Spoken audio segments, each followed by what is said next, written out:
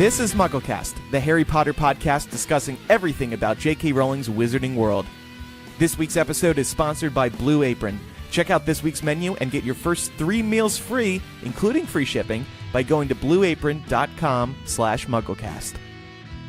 New episodes of MuggleCast are made possible thanks to listeners like you. Please visit patreon.com/MuggleCast to support the show and help us grow. In exchange, you'll receive exclusive benefits, including an ad-free version of our podcast. Welcome to MuggleCast episode 309. Micah, Eric, and I are here this week. Hey, boys. Hey. Hey, Andrew. Micah, you don't need to make a deeper voice. Your voice already is deep. Hey, Andrew. And joining us this week, returning to the show, is Jeanna. Good to have you back, Jeanna. Thanks for having me back. I know you've been itching to share your Fantastic Beasts thoughts. You saw it during a test screening, so we can't wait to hear the differences. What? In July, which is a long time ago. Yeah, so we want to hear the differences that you noticed, things they may have changed, perhaps based on feedback that occurred during your test screening. So we're going to talk about that a little later. And making her MuggleCast debut is Kendra. Welcome to the show, Kendra Cleary, hailing from Canada. That's it, yeah. Thanks for having me. Absolutely. Long-time listener of MuggleCast, aren't you? Yeah, I sure am. Welcome, Kendra. We met for the first time over the summer at LeakyCon. Mm-hmm. And Kendra... Oh, Kendra, I didn't know you were there. Yeah. I met Eric briefly, but... And Kendra also writes for Hypable, and you may remember on last week's episode, or last episode, I shared the story about her getting a printed copy of my hit fan fiction, Never Sever Us. Kendra, I think you listened to the episode. I really meant what I said. Like, I was screaming when I opened this up. It was just surreal. It's pretty much the coolest so gift glad. I think anyone could have given. It's pretty But Well, then Kendra listens to this, and I actually got a little bit of info wrong about this. There's another surprise. So start from the beginning about how. So you got me a Secret Santa, and then how long did it take you to decide I'm gonna get his fan fiction printed? about 10 minutes, probably. There was no other option. No, I knew Scorbus was very important to you, and Never Sever Us was a big step as your first fan fiction, so as soon as I got you, I knew what was going to happen. So then tell us what happened with this book. So you got it printed. Yeah, I got it printed, found a book guy. He was very excited to do it. Their main business is printing Bibles at this place, so a similar thing. Oh, God, yeah, totally similar. Oh, Right up there. yes. So I got the book from them, and my plan was, I knew I was going to London in December, so I got it before that. And my plan was to try to get it signed by Sam Clement, who plays Albus Severus, and Anthony Boyle, who My plays God. Scorpius Malfoy. So I went to London with Never Sever Us wrapped in 4 plastic bags. I've never taken better care of a material possession in my life. Rest assured, I treated it like the treasure that it is. So I get it there. I had seen Cursed Child 2 months prior, so I kind of knew what time it would get out, but turns out I severely overestimated how early I needed to get there. So I get to the Palace Theater around 9:30 p.m. and they get out around 10:30. And it's December. It's not super warm, so I'm just Oh my gosh. literally chilling across the street, pretending I'm waiting for a bus. Not. So finally, they get out, and I make my way over to the stage doors, where hopefully the actors are going to come out, which they don't, and which they didn't when I had been there either.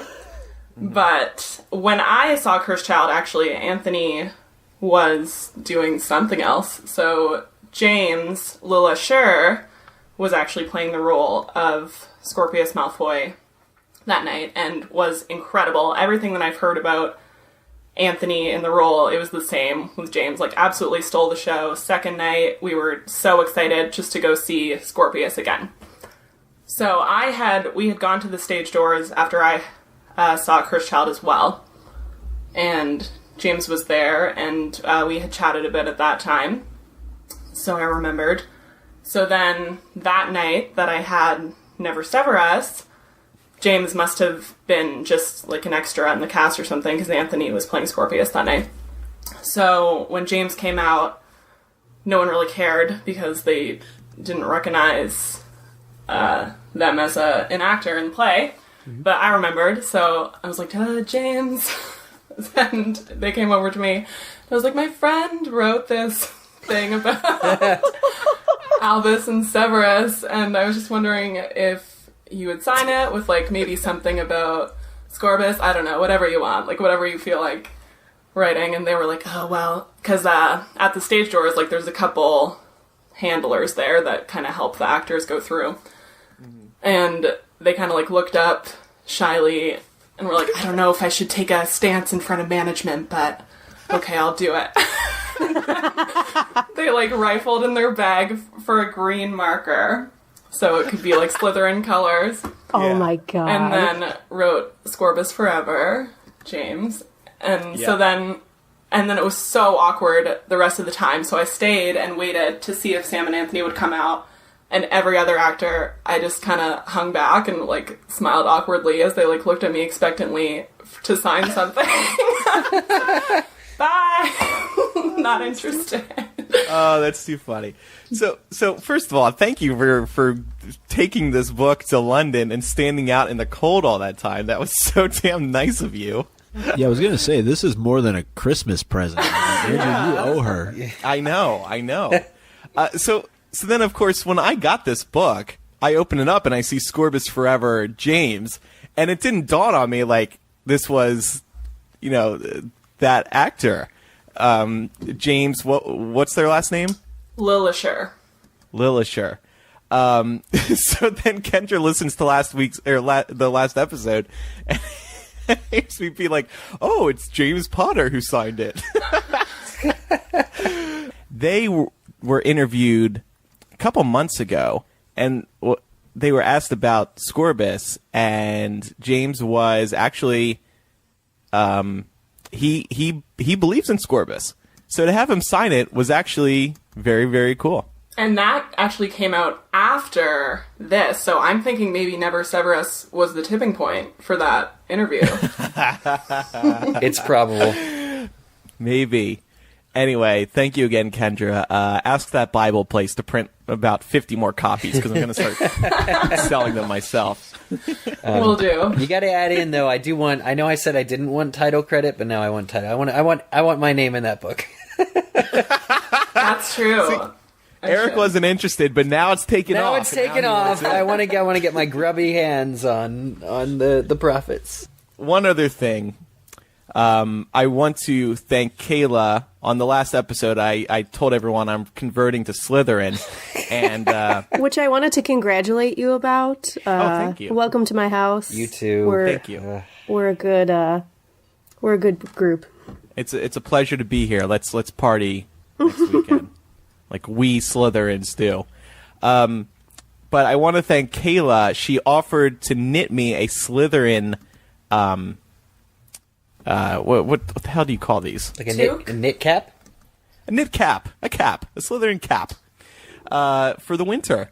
And I'm going to take a picture and post it. But she was like, hey, if you follow me on Twitter, I'll knit you a Slytherin cap. I'm like, oh, well, okay, that's a no-brainer. So she mailed it to me, and it looks great. And so I'm slowly building up all of my Slytherin gear. And this is awesome because she handmade it, which is super cool, and she did an amazing job. So thank you, Kayla, for that. And she included a really nice note. She said, hope you like the hat and keep making sure Harry Potter stays alive, which I assume is a reference to this podcast. So thank you, Kayla and Kendra, really winning me over, our listeners, over the past couple months. Let's get to some news now.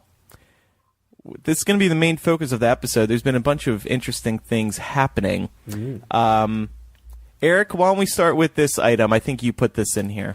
Yeah, so a couple of weeks ago, right after we recorded the last MuggleCast, or right after it came out, there was this huge rumor circulating, and Andrew, maybe you'd have more insight as to, like, where it came from, but all of these other, like, less reputable sites were publishing this idea that not only would there be Cursed Child movies, and I think the rumor was 3 of them, but that Emma, Rupert, and Dan would be reprising the roles of Harry, Ron, and Hermione in the Cursed Child trilogy of films. They had supposedly been approached to do to see if they would be interested in doing a trilogy. So it came from Jim Hill, who's a pretty reputable theme park guy. He's very well connected. It made sense to me that he may have heard some rumors about this or some chatter about these talks potentially happening. It makes sense to me because, as Jim Hill pointed out on the podcast that he revealed this, it could be Harry Potter's Force Awakens moment, where the original trio come back and kick off a new series, and then let's say Cursed Child potentially was spun off into a new film series starring Albus, Scorpius, and Rose. Oh, yeah. You know? Kind of makes sense. No. No? Don't like it? Let it go. First of all, the trilogy idea does seem kind of absurd. I don't think you could put Cursed Child into 3 movies. That would be ridiculous. Not without improving it significantly. Right. Or expanding the story. Yeah, and it was interesting because I think this news really started to pick up on Inauguration Day, right, here in the U.S., and J.K. Rowling had tweeted out, and Andrew, you actually quoted the tweet and said something that I thought, in my mind, and I was going to say too, because she said, I know a lot of people are looking for reasons to be cheerful today, but there is no truth to the rumor about a Cursed Child movie trilogy. And Andrew, you said that wouldn't cheer anyone up. Oh my If in fact it was true, and I agree with you 100%. I'm not looking for a trilogy, for a one-off, for anything. Like, let it be what it is, and I'm sure there'll be more talk years down the line about creating this into something else. But no, just I'm content letting it be this play that's, in London. It's eventually going to come here. Doesn't need to be anything more than that. I think, first of all, it wouldn't happen until after Fantastic Beasts, because there was a report from The Hollywood Reporter, obviously a very reputable outlet, who said that Warner Brothers has agreed they're not going to start thinking about Cursed Child until Fantastic Beasts is done. So these aren't going to happen simultaneously, but it's going to happen. Sorry, J.K. Rowling can sit here and act like it's not going to happen all she wants. And she is someone who picks her words carefully. I think you could read into this. She's not denying that it'll never happen. Right, what she said is it won't be a trilogy. Well, right, or maybe it won't star Dan, Rupert, and Emma. Right. Well, there's what she said on Twitter, and she was quick to, again, even on Inauguration Day, saying, look, I know you're looking for some happiness, but there's no truth. But then she actually added it, so last episode of MuggleCast, we were talking about the new J.K. Rowling website, and the rubbish bin had nothing in it at that time. But Joe actually saw fit to add this to make this story and this rumor her first entry into her new website's rubbish bin, where she elaborated a little bit more on the issue. So here's what she says there. It's just 2 paragraphs. Welcome to the first bit of rubbish in my waste paper basket. A rumor has made its way all the way into the press that Harry Potter and the Cursed Child will be made into a film. And not just one film, a trilogy, with Dan, Emma, Rupert returning their original roles to be released in 2026. I have no idea how these stories emerge, but to set the record straight once and for all, Harry Potter and the Cursed Child is a stage play. It was conceived and written as a stage play. It was always intended to be a stage play and nothing else. And there are absolutely no plans for it to become a movie, a novel, a puppet show, a cartoon, a comic book series, or Cursed Child on Ice. I would actually see Cursed Child. I could see Cursed Child on Ice kind of working, though. Yeah, I would see that. This would seem to put to bed the idea that there won't be, like, not even in the mysterious, ambiguous future, anything that's not a play version of this show. Yeah. Well, not only that with the role reprisal for the trio, but there's a lot of characters that make an appearance in this play that you'd probably want to have the actors or actresses reprise those roles as well. And in some cases, you can't do that. So Alan Rickman. Yeah. I don't think it. Look, if we're still discussing this after Fantastic Beasts is finally, out in theaters, and MuggleCast is still MuggleCast, I'd be surprised, but I've probably been proven wrong over the last 11, 12 years many times. So I just don't see it, and I don't know. It's going to happen. Joe just said it wasn't going to happen. I just want them to tape the stage show. That's all I'm asking for. Here is an alternate fact to what J.K. Rowling is saying. Warner Brothers is looking at the future. It doesn't matter that they do once all these fantastic movies are out. That's great, but they'll say, "What's next? We need more. We need more." That's why The Hobbit was 3 movies. That's why they want to do more Lord of the Rings movies. They want to do 1 billion DC movies. Harry Potter is one of their tentpoles, and it's not going away for a very long time. Yeah. Stuff's going to keep coming. Maybe it's not Cursed Child, but something's going to happen after Fantastic Beasts. Yeah, I agree with that. And in all fairness, I think there'll be more beyond Fantastic Beasts. I don't think it needs to be Cursed Child, though. But the material is there, so that's why I think WB is looking at it and salivating. Especially if you look at the book sales and all that. Yeah. All right, so moving on to some other news here. A celebration of Harry Potter occurred over the weekend. This is the annual the official Harry Potter convention, I guess you can call it. Basically, it's all of the various arms of the Harry Potter franchise: Pottermore, Cursed Child, the studio tour, the theme park, promoting their stuff, and there's cool exhibits and whatnot. Pottermore. And they have a history recently of making announcements here, and there were a few announcements this year. First of all, they hyped up this big Follow the Spiders thing. It was a hashtag. They launched a new Instagram to promote Follow the Spiders, and I think it was unnecessarily hyped up. It turns out, reveal. Yeah, because it's just an expansion of the Warner Brothers studio tour in London.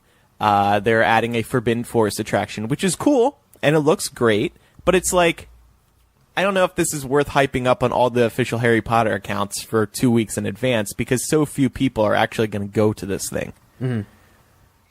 I don't know. Yeah, I mean, the studio tour, and I was there in 2015 in April, and they had just opened up the Hogwarts Express. And that was a situation where they added, it was sort of like a platform, and you could just go on the train and see a couple compartments, and it was nice. It was right before you go to, like, the cafe and you get your butterbeer, but it was, like, between the two buildings of the studio tour. And I don't know exactly where this will be, but there was certainly, because of how dark, and I talk about this on the Bonus MuggleCast too, like, of how dark everything in Harry Potter always is. They had already featured Aragog. Like, Aragog is already hanging from a ceiling. I have a Facebook profile photo of me screaming in terror because he's above me. And they have Dementors, and they have Buckbeak already on display in different areas. So they're likely being moved. Well, yeah, they're gonna. Yeah. I mean, clearly they won't, like, duplicate. Or in the studio tour, you can get away with that because sometimes it's an animatronic, and other times it's like, something else. So they do show, like, the creation of the beasts in various forms. There's, like, Colin Creevey, there's, like, 3 of them, and all the 7 Potters, there's, like, a couple models that you see. But still, my point is, they're basically just kind of rearranging and reconfiguring existing stuff and then putting in a bunch of trees and scenery. Right. Apparently the trees are going to be very tall, which should be cool. It should feel very immersive. And Hagrid's costume looks gigantic, which would be pretty according cool. to Pottermore, they're going to be 12 feet in diameter, these trees. I'm like, I don't know where they're going to get the space. But there's going to be 19 12-foot trees in this new Forbidden Forest area. So I'm not trying to knock it. I think it will be cool, but it's not as big, Andrew, to your point, of news as you would expect to see. Like they're building an entire third building just for Fantastic Beasts, which is filming there. Here comes the Forbidden Forest theme park attraction. Like that would have been and so I think it's a little bit overhyped, or the campaign was a little overzealous. I'll be going to the studio tour in March, and I'm very excited. Have you been? Yet. You went for the opening, right? No. Oh, you haven't? No. Oh shit! I've been on the sets. Okay. Humble brag. But I haven't been to the actual studio tour, so I'm looking forward to seeing what it's like not in production. It was really great while they were filming there, and I peed in the same bathroom as Dan Radcliffe. But I'm sure this will be okay too. Yeah. Mm-hmm. No, it should be fun. It's cool. I'm looking forward to seeing it because I want to talk about it here on the show. Well, Kim over on Patreon said pretty much what you said, in that she's excited about the expansion because for once she's visiting London in May. So I think that there's definite excitement about the fact that they're adding to it, and it probably will continue to do so, right? As time goes on and different sets become available, and I do agree. I think the tease of the announcement was probably a little bit exaggerated in terms of what they were in fact revealing. Mm-hmm. But that said, this is still cool for people who are either live in the London area and make a trip up there every once in a while, or traveling for this explicit purpose to go and to see the studio tour. Yeah, the studio tour does well. I've heard from people you have to book really far in advance to get tickets. It's really cool. It's really cool. They have the full scale model of Hogwarts that's used in all the close up shots, and it's like it takes up an entire room. It's truly amazing. Our British patron Adam Chipperfield just commented and said the studio tour is incredible. Andrew, bring lots of money as the store is awesome.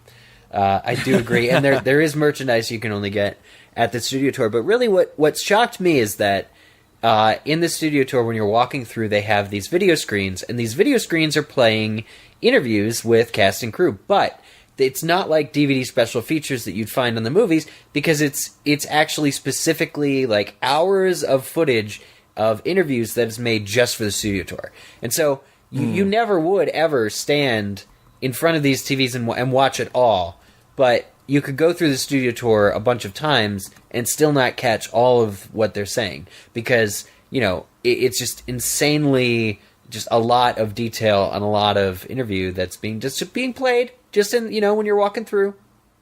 So yeah. I do have a question though. Would you recommend bringing a actual camera as opposed to just using your cell phone for everything? I mean, these days iPhones are as good as iPhones are great. I mean, if you have one of the if you have a good camera, absolutely bring it. But also, I think they sell a commemorative book, which is, I know this sounds like cheesy as hell, but like they have the best photos in there of everything that you can see in the, you know what I'm saying? Like in the studio tour, like that's not the same. They've taken it's that and a description of everything, so it's kind of like your own personal tour of the studio tour, but like with professional photographs taken of all of the things. Or maybe I'm confusing it with my experience at the exhibit, but when I went through the studio tour, just wanted to kind of see everything. I appreciated the layout, but if you try and take pictures, like besides pictures of yourself, because like selfies in front of Aragog and stuff, that's all fair game. But the professional photos that they've already taken are probably going to be the best that you get. Kendra, you went to the studio tour, didn't you? I've been, yeah. And yeah, like Eric said, it's incredible. I could have spent like at least double the time there. The detail is insane. But cool. This is a cool expansion. Excited. If I was back, I would probably go back to see it. Like the 12-foot diameter trees. I'm not sure what else they're going to put in there, but it looks like it's going to be pretty cool. Just trees. I love a big tree. Yeah. Yeah. I could drive into a forest here in California, or I could just go to London. That's true. California has this huge forest, doesn't it? Anyway, I'm looking at tickets now. It looks like February is all booked up except for... Yeah, there's no dates available in February, but March, when I'm going, still available, so I got to book that. Yeah, don't shit You have soon. connections, don't you, Andrew? I mean, I don't know say anyone. you were I on don't. set? Not to the studio tour. If anyone's listening, got a hookup, let me know. But don't delay. Let me know. I'll buy you a butter beer, Yeah. Just call up David. a real beer. So anyway, No. go. What'd you say? I said call up David. David Yates? Heyman. Oh, Heyman. Okay, sure. I'll get on that. I'll look up his number on Skype here from 7 years ago or whenever we interviewed him. So, other celebration of Harry Potter news that came out. The Fantastic Beasts book that is going to be republished in March with new information, with 6 new beasts, with a new foreword by J.K. Rowling / Newt Scamander, is going to have an audiobook as well, and it's going to be read by Eddie Redmayne, Newt himself. Isn't that a cute idea? Sold. Sold. Not sold. Take my Why, money. Gina? Take my money. Gina, what's your problem? Because he mumbles. Hold on, let's listen to this promotional video. Let's see if he mumbles.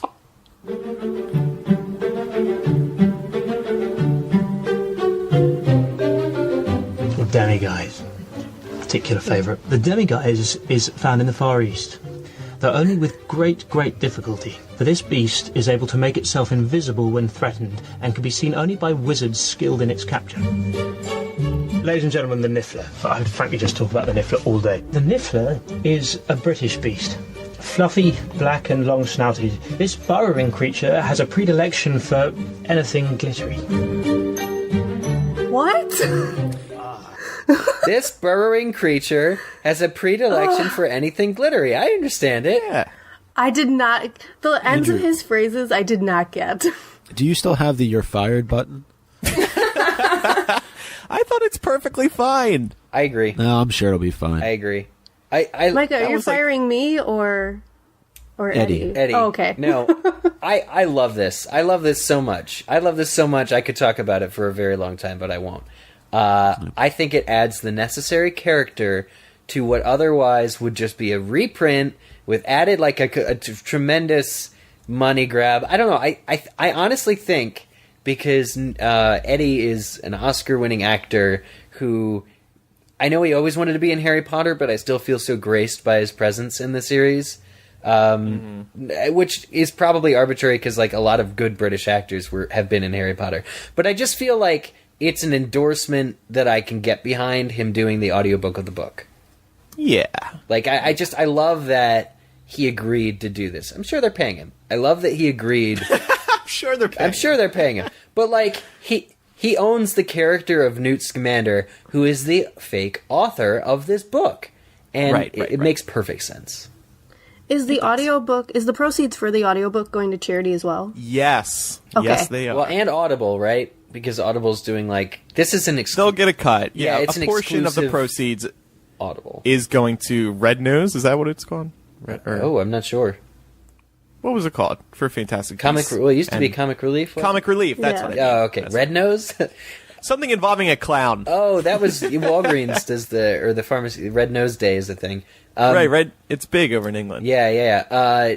But no, I think just to kind of clarify too, like, I believe that Eddie as Newt as this character, it's really cool that they're tying him in like this to these different properties. Like he's also voiced the Newt. He added like additional voice work for the Lego Dimensions Newt Scamander, which you get. So like I like that he's just going on tour as Newt. He's a genuine fan. Essentially, yeah, he's a genuine fan, and it shows. So I think that it re-interest me in this book, and this book is not a traditional book, of course. It's like it's a textbook. It's the equivalent of an actor reading a dictionary, and this is what Eddie is doing. He's reading this encyclopedia on beasts. So I like it a lot. Little more celebration of Harry Potter news. We found out the release date for Fantastic Beasts on DVD Blu-ray. It's coming out March 28th. If you can't wait till then, the digital version will be released March 7th, but unfortunately that will not include the special features. And we learned about the special features. There are going to be 11 deleted scenes, a bunch of featurettes, and there's going to be some sort of documentary with J.K. Rowling, which looks pretty interesting, called Before Harry Potter, A New Era of Magic Begins. And it says, join J.K. Rowling as she, David Yates, and David Heyman return to Leavesden Studios to build a new and exciting corner of the Wizarding universe. And in a trailer, you see a bunch of footage of her walking around the sets, and it looks pretty cool. So I think what most people are excited for are the deleted scenes. We've heard about several of them. We've seen several of them, right? Hidden here and there in the trailer. Different moments were definitely included in the marketing of this film and then never made it into the finished film. Yeah, and we've heard about there being a scene where Credence boards a boat, remember? Yeah, at the end of the... Yeah, Yates and Heyman both were talking about all of the alternate endings or kind of weird things that they played with. Some stuff with Jacob as well, right? Yeah, so that I Want to Be a Wizard line. The big one is the Ilvermorny school song, and it was actually revealed during a celebration of Harry Potter. It was ripped and put on the internet, and miraculously it's still online. So let's listen to this scene. So to give you some context, this takes place in Newt's suitcase right after Queenie is talking to Newt about Lita Lestrange. Yeah. You need to give her. What are you two talking about? Nothing. School. School. Did you say school? Is there a school? A wizardry school here in America? Of course. Ilvermorny. It's only the best wizard school in the whole world. I think we'll find that the best wizarding school in the world is Hogwarts. Heyo. Hogwash. Heyo. Caw-caw, caw-caw. We stand as one, united against the Puritan. We draw our inspiration from Good Witch Morrigan. For she was persecuted by common wandless men. So she fled from distant Ireland, and so our school began. Oh, Ilvermorny, Massachusetts, we choose it, we choose it. The wizard school supreme. Your castle walls, they kept us safe. Our days with you a dream. You taught us all our magic, and now one thing's quite clear. Where'er we roam, I want you home. I wanna know is Ilvermorny, dear. Woo! I choose it. Woo! I want to be a wizard. Cute. Love it. So, a couple things about that scene. First of all, it was when it was introduced at Celebration of Harry Potter, it was explained that the scene, they cut it for time because it kind of slows down the pacing. It's always about the pacing. Always the pacing. They also said that this scene was important because Newt and Jacob are looking lovingly at Queenie and Tina as they perform this song. And it's really sweet, actually. You can really see Eddie Redmayne did a great job of just looking at both of them, but I guess Tina in particular, and being like, oh, wow. What a great person. What great vocals. This is the very first romantic look, and the only romantic look he gives Tina, and it was cut from the film. I don't feel they have any chemistry in the film, but it's clear here that he thinks she's special. Yes. In most movies, and especially in theater, there's usually a moment where you can see, quite literally see, where one character falls in love with another. And that was supposed to be this moment. Oh. That's such a good point. And it's kind of a bummer now, because when I watch that, you really see it in Newt's eyes. Also, it was cute, the little ukulele I guess that was. It was there. Did it show up, or was it because it's kind of like a? You don't see it. Yeah, it's a disembodied ukulele. I'm like, is it like a spell that every time you sing the Ilvermorny song, there's an accompaniment, like a band? The Thunderbird was performing it. I don't remember it being so cleaned up. I mean, I still don't think it sounds that clean. But I don't remember the ukulele or backing. So was the song in, not to get too far ahead, but did you see the song during the screening? I forgot about it. But it was there? I believe it was, because I remember thinking, I remember, what's his face? Jacob, sorry, said I want to be a wizard twice.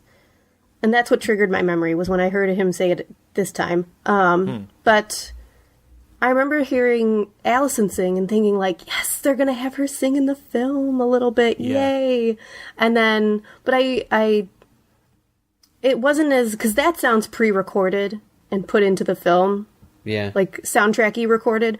And I don't remember it being like that. Huh. So I guess they recorded it and then they were like, let's not. The statement is also cute because the creatures gather round to hear them singing it. And I think what's noteworthy is that the beasts, with the exception of the Niffler, visual effects-wise, they're all complete, except for the Niffler at the very end of that scene. So it looks like this scene was considered for a long time, considering that they even got the special effects done. And then I guess very late, or after the test screening, they decided, well, maybe we shouldn't include this after all. Which again, what is it? Just a stuffed animal sitting there? Is that? No, it's just an early special it's rough. effects If you look at version there's a fork. There's like a very cartoony fork sticking out of what's supposed to be the Niffler's gold, and like a watch that's just sort of drawn on. It's like pre-viz, I guess it's called pre-visualization. Yeah. And I was gonna. James stole the joke that I was gonna make, saying that the Niffler was actually playing the ukulele off screen. I think you stole that from James, Micah. No. Yeah. No. But I the song itself is cute, and it obviously relates to J.K. Rowling's story on Ilvermorny, which is great. But I think if they had kept this in the film, I would have been extra upset that they never showed Ilvermorny, because this really gives it, showing how much these characters care about Ilvermorny enough to just sing the school song out of nowhere. It goes beyond just your friendly school rivalry, like it plays in the regular film, where it's just that line, "Oh, I think you'll find the greatest school is Hogwarts." That's the end of that scene there. Going into the song just kind of raises the importance of Ilvermorny to me, and seeing as how we'll probably never see it, we'll probably never go back to America in these films. It would have upset me. So looking forward to seeing these scenes, and I'm sure once they are out, we will be talking about them because they add a significant amount to this story in all likelihood. Well, there's that rumor too that, or not even rumor, like it is known that Dan Fogler's character Jacob had a girlfriend at one point. Well, fiance. I'm gonna talk about that later on. Okay, but so there might be a deleted scene where that is right, like. Yeah. Yes. It's we'll talk. That'd be crazy. What were you gonna say, Kendra? Fiance, I think. Not even. Oh wow! But totally nixable fiance, right? It's so easy to cut her out. Yeah. Yeah. Man. So there was no theme park news, but there are these rumors going around that there is an expansion on the way, a new quote-unquote dark ride, and coming up in Bonus MuggleCast, available to patrons, we will be discussing those rumors as well as what kind of attraction we want to see be built, because of course they're going to expand. So what's next? We're going to talk about that in Bonus MuggleCast. Final news item today. We are sad to report that actor John Hurt, who played Mr. Ollivander, the wand maker, has died at 77. He had some health problems in recent months. Also known for his roles in Alien, The Elephant Man, 1984, V for Vendetta. Of course, listeners remember him for his roles in Sorcerer's Stone and Deathly Hallows as the wand maker. Iconic scenes in Sorcerer's Stone, to be sure. Oh, yeah. Let's play a little of his moment with Harry in Sorcerer's Stone. I have something queued up here. Curious. Very curious. Sorry, but what's curious? I remember every wand I've ever sold, Mr. Potter. It so happens that the phoenix, whose tail feather resides in your wand, gave another feather. Just one other. It is curious that you should be destined for this wand when its brother gave you that scar. And who owned that wand? We do not speak his name. The wand chooses the wizard, Mr. Potter. It's not always clear why. But I think it is clear that we can expect great things from you. After all, he who must not be named did great things. Terrible. Yes, but great. That's one of those scenes that just always sticks with you. Yeah. You remember it line by line because of John Hurt's performance. That was the first scene that they premiered. I was on, it was after some TV show on the WB, and I remember they said they were going to have a sneak peek at Harry Potter and the Sorcerer's Stone. And I didn't like whatever show was on, but I watched it because I knew that was coming up. And I was so shocked because they played the whole scene. And I was so excited because it was word for word in the book, and it was just awesome. That's really cool. That's really cool. Adam Chipperfield brings up a good point in the Patreon livestream chat. The way Ollivander was described in the books as having a slightly creepy / hint of darkness, which Harry picks up on, was put across so remarkably well by John Hurt. Mm-hmm. Amazing stuff. Yeah. Yeah. He hits every note. That's a testament to everyone working on that film, but especially with Mr. Hurt's performance. Yeah. And I know you mentioned earlier the celebration that was going on down in Orlando. I know that they did have a moment of silence for him outside of Ollivander's with wands raised. Yes. Which was, sad, obviously, to see, but a nice tribute. Yeah, we found out about his passing right after the opening ceremony at a celebration of Harry Potter, which was too bad, but anyway, rest in peace, John Hurt. Well, Andrew, I have to shout out your repeating tweets of whenever somebody dies. Oh. When will 2016 stop being awful? I thought the year was over, but apparently not. 2016 is still killing us. Oh my god. I don't like it. I wrote that on a private Twitter account. I don't write it very publicly. I know. Some people. God, did I laugh. I have to tell you. Good. Well, I'm going to keep doing it every time somebody passes. Anyway, we're going to talk a little more about Fantastic Beasts. We want to get Jeanna and Kendra's thoughts shortly. But first, I want to tell you all about Blue Apron, the #1 fresh ingredient and recipe delivery service in the country. Their mission is to make incredible home cooking accessible to everyone, and they've absolutely done that for me. They have established partnerships with over 150 local farms, fisheries, and ranchers across the United States.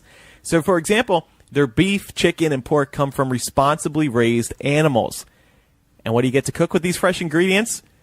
Here's what's coming up on the menu, delivered to your home if you sign up.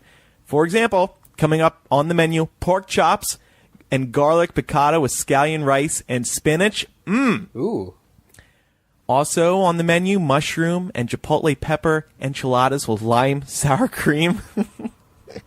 My mouth is watering just mentioning these. Mine too. I can't wait to cook these. One reason I can't wait is because Blue Apron makes it easy to cook. Each meal comes with a step-by-step, easy-to-follow recipe card and pre-portioned ingredients and can be prepared in 40 minutes or less. Also, Blue Apron's freshness guarantee promises that every ingredient in your delivery arrives ready to cook, or they'll make it right. And I can attest to the freshness. I said last episode, the ingredients show up in basically what's a miniature refrigerator at your door. It's very impressive. So check out this week's menu and get your first 3 meals free with free shipping by going to blueapron.com/MuggleCast. You will love how good it feels and tastes to create incredible home-cooked meals with Blue Apron. So don't wait. That's blueapron.com/MuggleCast. Yeah. Blue Apron is a better way to cook. Let's get cooking on some Fantastic Beasts thoughts. Woo! Jeanna, let's start with you. So like you said, you saw a test screening back in July in Chicago. That's where they do test screenings of all the Harry Potter movies. It's like a tradition at this point. And so what did you think of the movie overall, and what changed from the screening to the final product? I still love the movie. I feel like not that much changed, but it was just enough. It did improve the film. I have notes, but I don't know where to start. So we had you on. We had you on MuggleCast a couple episodes ago, and we asked you to. I mean, you didn't want to spoil us, but we kind of tried to beat some things out of you. But we haven't had you on since the movie came out. One of the things I remember you talking about though was pacing. Did they? So do you think they tightened a lot of what needed to be tightened? They did tighten a lot. I will say. Micah, you've said this before, how there's like 4 different endings to this movie. There were a million endings when I saw it, and I kept being like, oh, that's a good way to end it. Oh, okay, we're going to end it here? Nope, one more. Okay. Like, they had that problem, and I was kind of surprised they stuck with that, but I liked all the endings, so I didn't really care. I wouldn't, yeah, I see the point there, but there's just a lot to wrap up. Yes.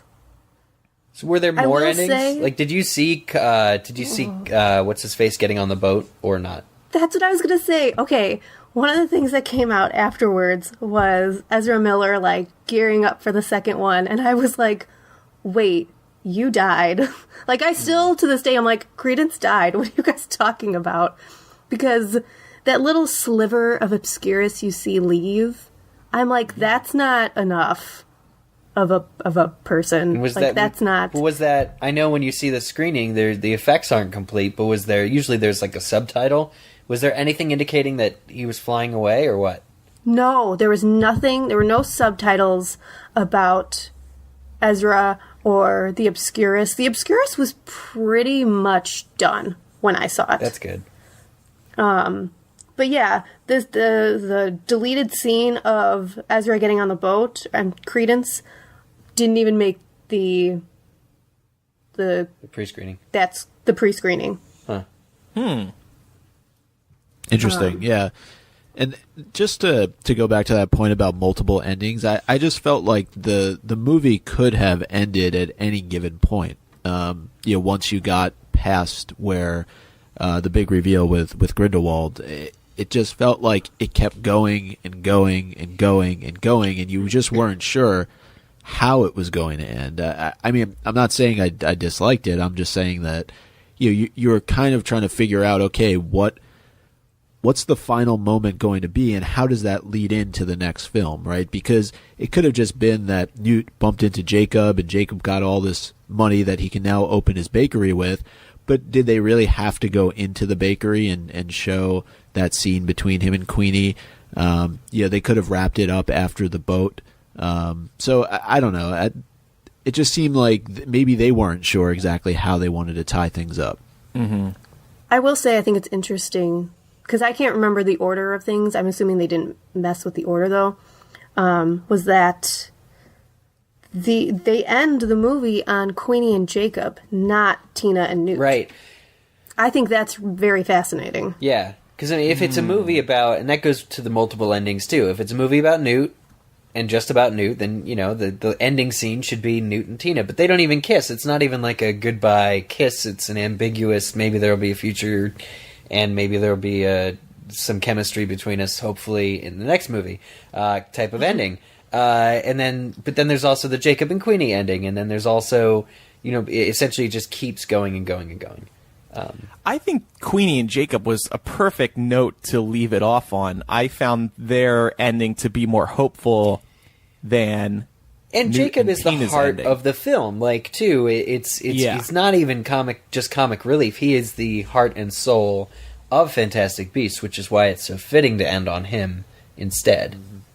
But I think it's also the quick turnaround piece from him, getting the money, being able to open the bakery, having Queenie come in, and then there's that moment of recollection on his part, given everything that had just happened previously, where supposedly his memory is erased and he's forgotten everything that's transpired.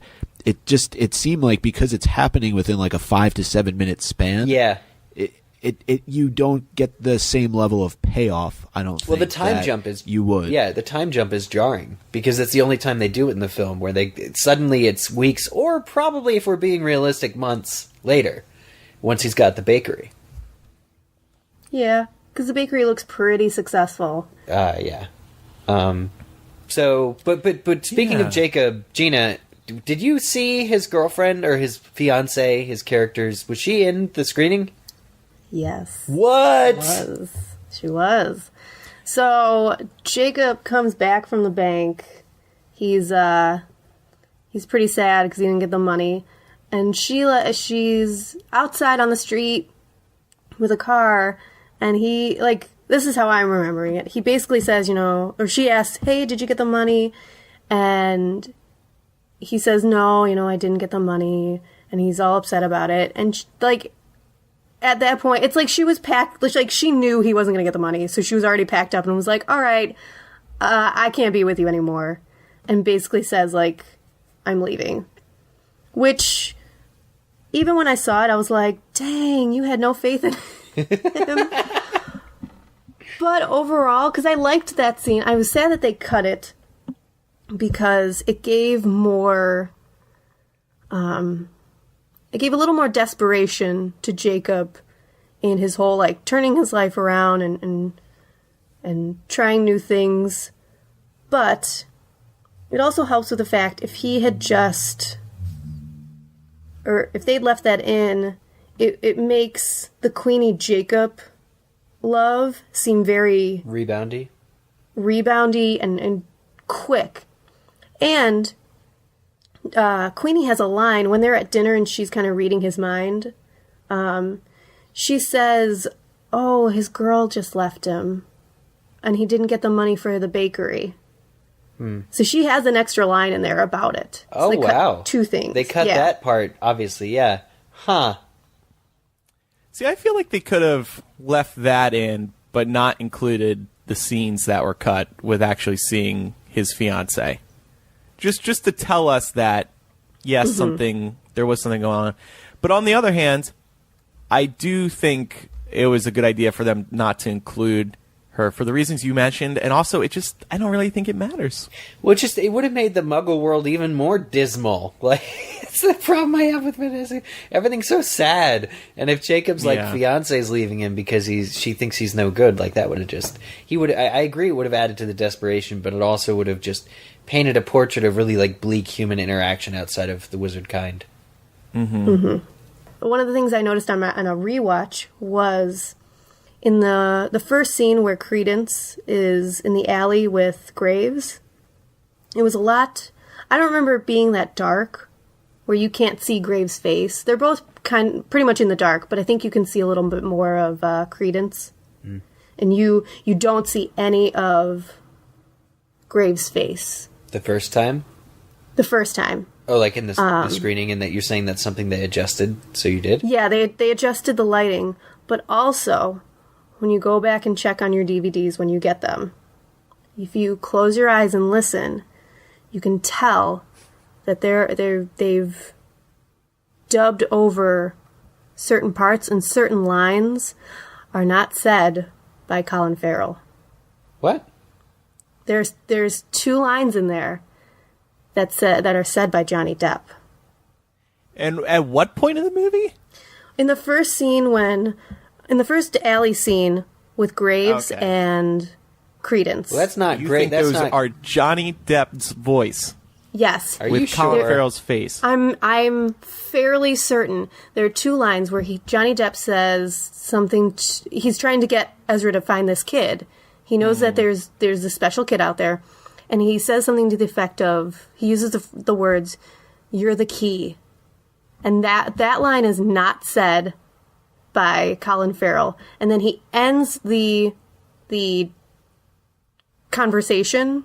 The last line that's said is, "Find the child and we'll all be free." That line is said by Johnny Depp. Are you sure? Because this is this is very weird. I'm very sure. I'm very sure.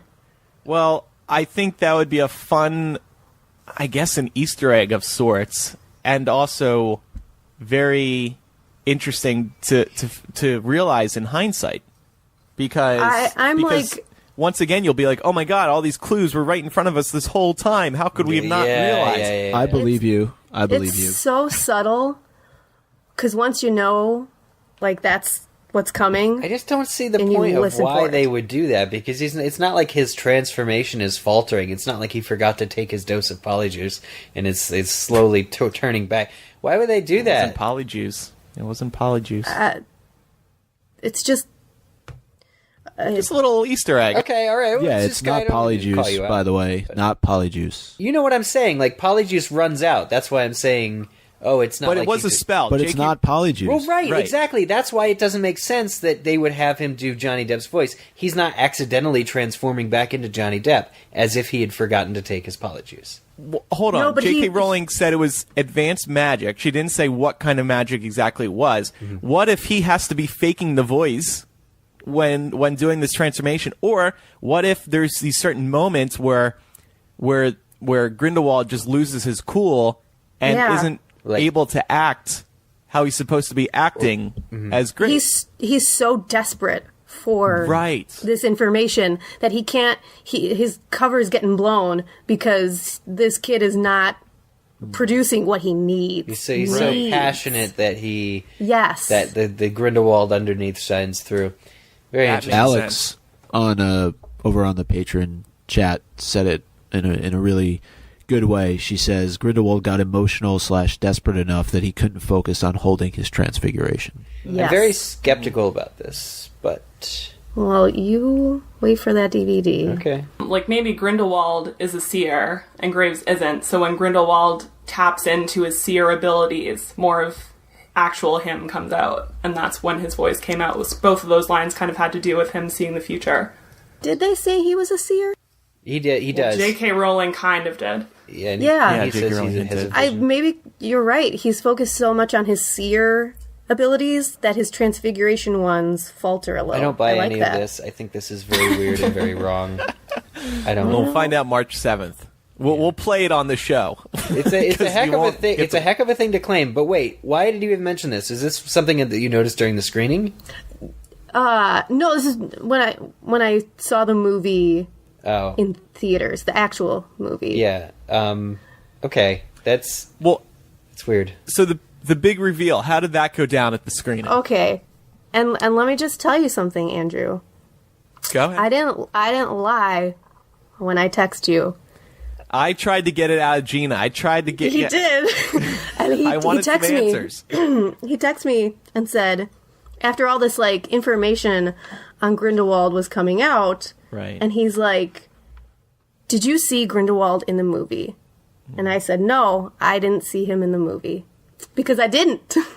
Because at the end they say Graves is kneeling or whatever, and they pull Revelio, and it just on the bottom of the screen in closed captions it says Graves transforms into Grindelwald. And then Which on I was like, of all the times. right. And then on screen, you saw Colin Farrell still. Yes, which is why, another thing, when all these news reports kept coming out about how Johnny Depp's in the Fantastic Beasts film, I'm like, you guys are so wrong. This is, you silly muggles. And then it, like, got confirmed, and I was like, wait, what? I felt so betrayed by David Yates. I felt so betrayed. Because I talked to him afterwards. I was like, oh, God. Well, wait. So, but what did you expect was going to happen? That Colin Farrell was still going to play Grindelwald? Yes, I thought it was just going to be like makeup or like they're going to kind of CGI his face like they did with Ray Fiennes. Right. I thought it was going to be like that, and they just hadn't perfected it yet. Because in my mind, I was like, Colin Farrell's perfect. He's Irish, which isn't... I would have preferred someone German, but I mean, okay, I'll go with it. And then to find out that we got stuck with Johnny Depp from Kentucky, I was like, no! Which is so weird. So you saw Colin Farrell and he still said the lines that Johnny Depp says. I think he did. Yeah. I can't even remember if he said the lines. I think I was just so in shock that Grindelwald had showed up. Will we die just a little? Shall we die just a little? Shall we dance just a little? How about, Kendra, what do you think of the movie? Any thoughts you want to share? Are you excited that there's going to be 5? Yeah, I am. I really loved the Beasts, even though I'm not sure how they're going to factor into the later ones. But I think the whole thing is like a really good opportunity to kind of see more adults in the Wizarding world, because we were always focused on the kids, and then it was always really cool when we got to go to the Burrow and stuff, because we got to see how they actually lived, and we saw a little bit of that at Queenie and Tina's house. And even the way they use, like, apparition and the duels, it's a lot different to see adults function in the Wizarding world. Kind of echoing earlier complaints about Tina. It's not even that she doesn't really have chemistry with Newt, it's that just Tina as a character, I think I don't really get yet. So I'm kind of hoping in the deleted scenes we get something that makes me like her a little bit. J.K. Rowling said Tina was her favorite character too, and it just does not come through. It does not come through at all into the finished product. There's more characterization of Tina on that script page that's on J.K. Rowling's main website than there is in the entire movie. And I'm not saying it's Joe's fault. I'm saying clearly that was a casualty of the editing. Right? She was awkward the whole time. Okay, all right. She bless her heart, she was awkward. Yeah. Except in that deleted scene, that was cute. That was a good. Yeah, she was just supporting her sister in the song. Right. Right. Well, did anybody finish the script book? Yes. No. I did not. Yeah. I gotta say, I was going through it, and then I was like, do I have to finish this? I know what happens. That's why I didn't finish it. A true Slytherin thought. I was hoping that I was hoping it would have extra, but I did look. I appreciated the detail, right? The scene. I will absolutely use it as a reference. I'll probably reread it before the next film, if that makes sense. Oh yeah. Yeah, and I'm looking forward to seeing the movie again in the comfort of my own home. I saw it 2 times in theaters. Yeah. Enjoyed it both times. So, how many times has everybody seen it now? 3. 4.5. What's that? What's a half? I'll take my half as the pre-screen. Oh yeah. Once. Really? Nice. Once? What? Not even at a proper setting at Carnegie Hall, where the sound was off. And yeah, Michael, we saw it at a terrible angle when we first saw it. You're right. Well, now I'll just wait for it, like you said, so I can watch it in the comfort of my own home. All right, listeners. Micah's not a real Harry Potter fan. Any of you in New York, take Micah out to go see Fantastic Beasts. MuggleCast will pay for it. Micah will wear Eric's cloak. Oh my God, James on Patreon is rebutting our Tina comment, but just says, "Watch Bonnie Wright in Half-Blood Prince, and then tell me Tina is awkward." Disagree, James. Disagree. That's a casualty of the writing too. Yeah, I think Bonnie was way better than that. Bonnie's a fantastic. I also think Catherine Waterston is better than the writing, but yeah.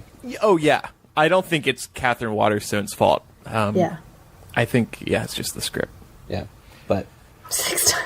Quirky. Well, I think that's all we got for today's episode. Eric, do you have a quick update on the P.O. Box? P.O. Box is nobody responded to our begging, our groveling to send us stuff to the P.O. Box. So this episode I will not be spending the time to tell you to send stuff to 4044 North Lincoln Avenue, Box 144, Chicago, IL 60618, and we will get it and say your name on the show. I will not be advertising that this time. Okay.